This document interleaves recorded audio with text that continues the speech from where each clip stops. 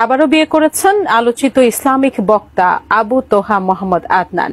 তাও আবার অন্য কোনো নারীকে নয়, সদ্য তালাক প্রাপ্তা সাবেক স্ত্রী সাবিকুন নাহার সারাকে। এর মধ্য দিয়ে বিচ্ছেদের মাত্র মাস খানেক পরে ফের এক হলেন এই দম্পতি। জানিয়ে সামাজিক যোগাযোগ মাধ্যমে চলছে নানা আলোচনা সমালোচনা। অনেকের প্রশ্ন, একই যেহেতু হবেন তাহলে কেন এত নাটকীয়তা? বিস্তারিত জানাচ্ছেন এসআই রাজ।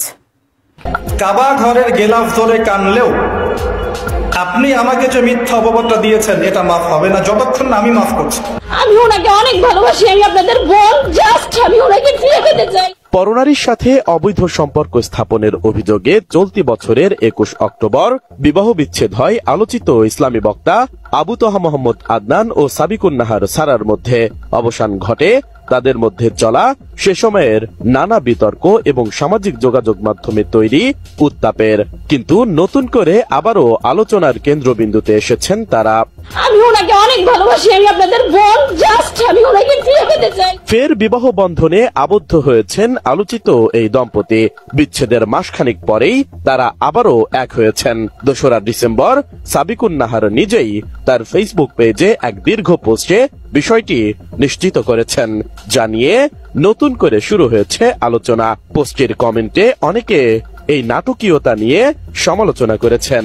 আমি আর পারতেছি না, আমি জাস্ট কিছু পারতেছি না। পোস্টে সাবিকুন নাহার আবু তোহার সঙ্গে আলাদা হয়ে ফের কিভাবে একসঙ্গে হলেন সেই বিষয়ে বিস্তারিত লিখেছেন।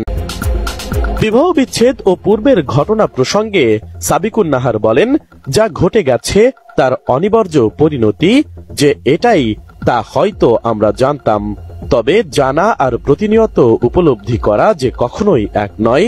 ইলমুল ইয়াকিন আর হাক্কুল ইয়াকিনে আছে আসমান সম ফারাক। জানা বিষয়টি উপলব্ধি করেছি আমরা, বেশাক আমাদের ভুল ছিল, কিছু ভুল বুঝেছি, বোঝানো হয়েছে। ওসমানের বাবার প্রতি প্রগাঢ় মোহাব্বত থেকেই অস্থির হয়েছে। কিছু রাগ, জেদ ও সীমালঙ্ঘনও হয়ে গেছে। সাথে মানুষ ও জিন শয়তান বিচ্ছেদের জাদু কিনা ছিল। তোহার স্ত্রী সাবিকুন নাহার লেখেন, হয়তো এভাবেই আমাদের ভাগ্য লেখা ছিল। তকদিরের কাছে তো অনেক বড়রাও অসহায় ছিলেন। যেমন গ্রহণের সময় নিরুপায় থাকে চাঁদের আলো, তাই বলে কি চাঁদ কশিনকালেও কলঙ্কিত? সে যে আজন্ম আমার চাঁদই ছিল। দুরাচার শয়তান সঠিক সময়ে উপযুক্ত সিদ্ধান্ত নিতে প্রতিবন্ধকতা সৃষ্টি করেছে বারংবার। শুভ্র স্বচ্ছ সুন্দরে চিন্তায় ইবলিশকে তাই ঠাঁই দেয়নি আর। স্বামীকে কষ্ট দিয়েছেন জানিয়ে সাবিকুন নাহার তার পোস্টে লিখেন, আমি আমার মহব্বত, আমার আত্মা, সংসার আর চাদরটাকে ফিরে পেয়েছি।